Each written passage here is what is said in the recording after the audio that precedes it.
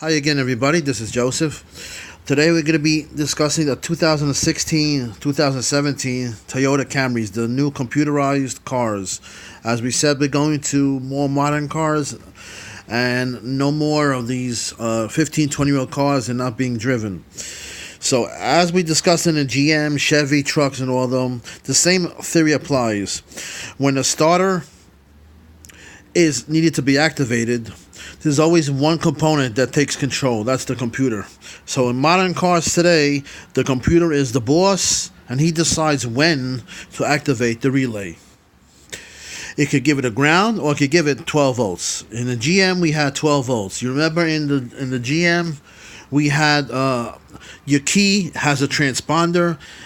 That's the black part of it when you turn it, and then the cylinder inside there's a coil inside the cylinder that receives the signal and makes sure that that code is the same code as your key to prevent obviously theft. So the same now, this Toyota Camrys have a feature if equipped. This is a module or a chip, if you want to call it a module, from pin 1 to pin 24. As you can see, connections are pin 1, 2 has no connection, 3 has a connection, 4 and 5, and so on and so on and so on.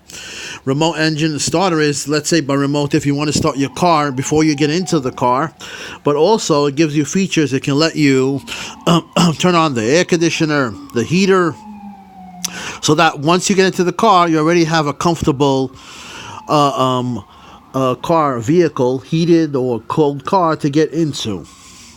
After 10 minutes, it shuts it off. However, if it's equipped. But we're concentrating on the starter circuit. So again, when you think of starter, you just don't think of a starter circuit. You think of a battery, you think of a relay, and nowadays you think of a computer and a fuse. So therefore, here's the relay. Here's the battery. Let's compare. Here's the motor, the starter motor.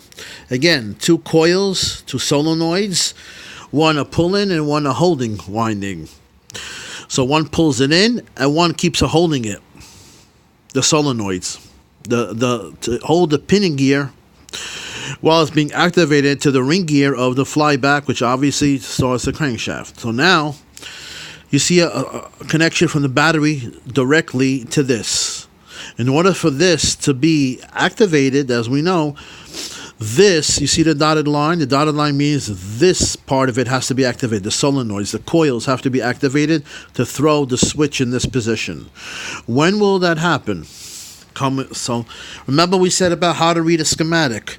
If I start from this point, let's say, why did I choose this point? Why didn't I start from a fuse? Well, if you start from a fuse, then you're going across many lines that have nothing to do with what your problem is. So therefore, if I'm looking for a problem or looking for a starter motor, I'm going to go right to the symbol that is the starter motor. If I'm looking for a problem that's a remote engine starter, because when I activate the remote to activate all the accessories when I'm not in the car, it doesn't work, then I start from here and I backtrack. So therefore, as we said over here, we have a wire going from here to here. This will be activated when this is energized.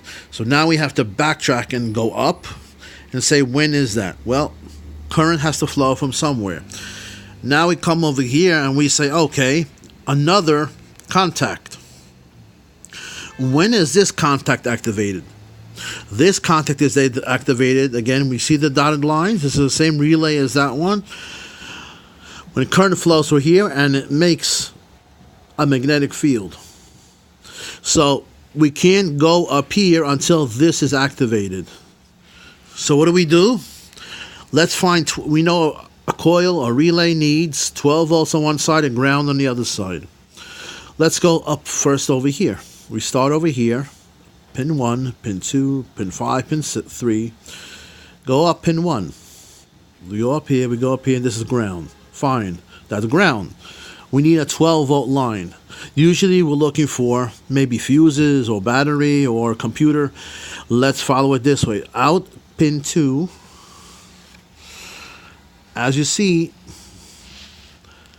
the green wire going to 2, section 2 of another part of a schematic.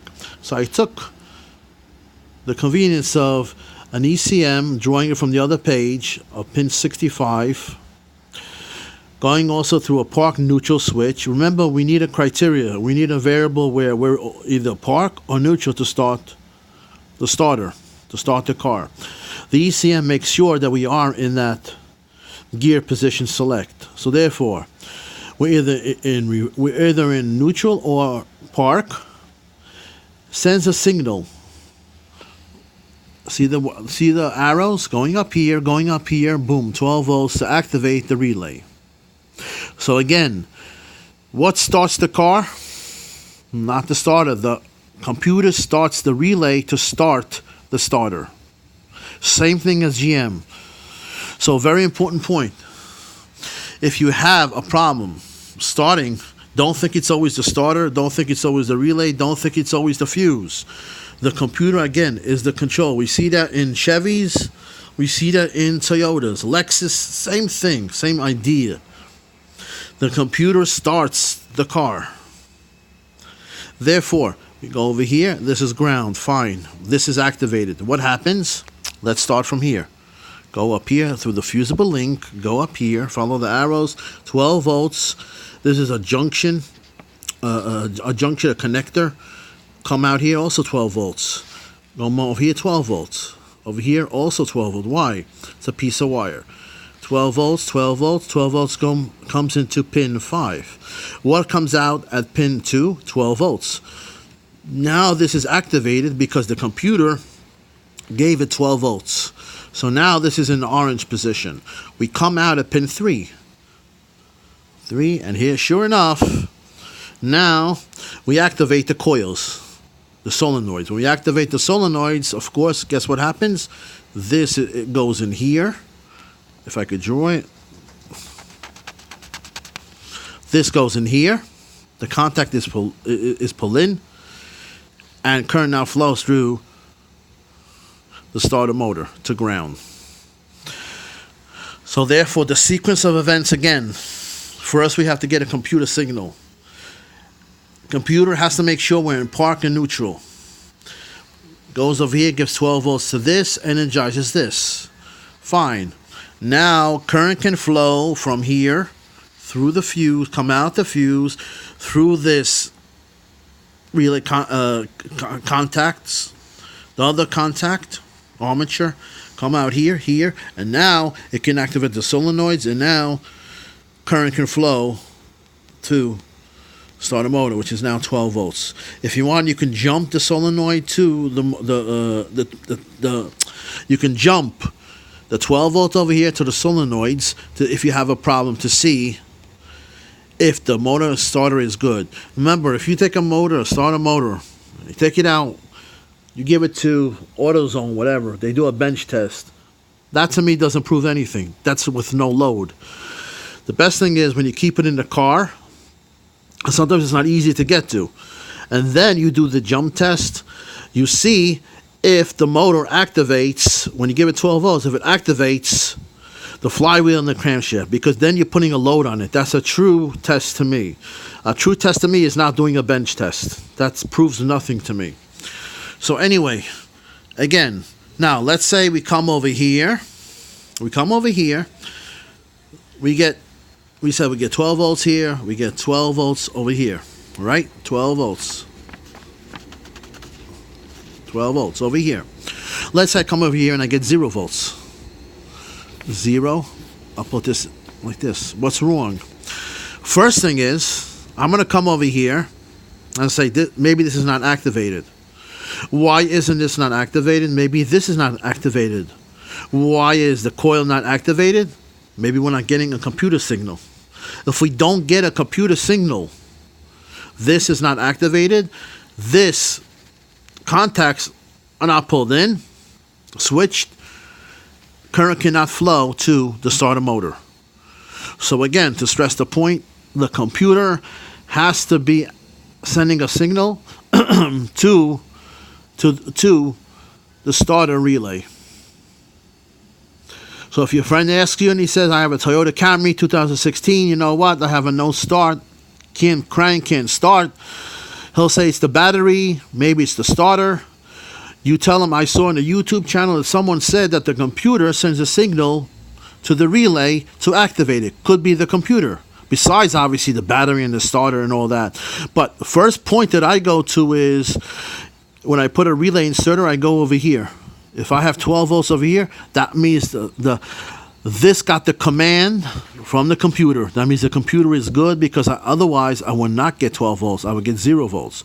The fact that I get 12 volts tells me this is energized. Why is it energized? Because the computer is doing its job. Now, on Chevys and all that, if the transmission has a problem, guess what? It'll shut off the engine for Chevys and GMs and all that. So you have to be aware of these things. Sometimes if the engine has a problem, they'll change your transmission, put you in the first gear or second gear. So just because you have a transmission problem doesn't mean it is a transmission problem. Could be from the engine. So anything is possible. That's why you put a scanner in.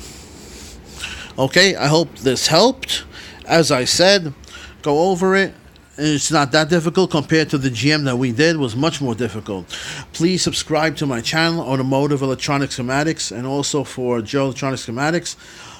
Please go over those videos I made on Ohm's Law and transistor amplifiers. Don't have too many views on that. I don't know why, but I think you really come away with a lot of information.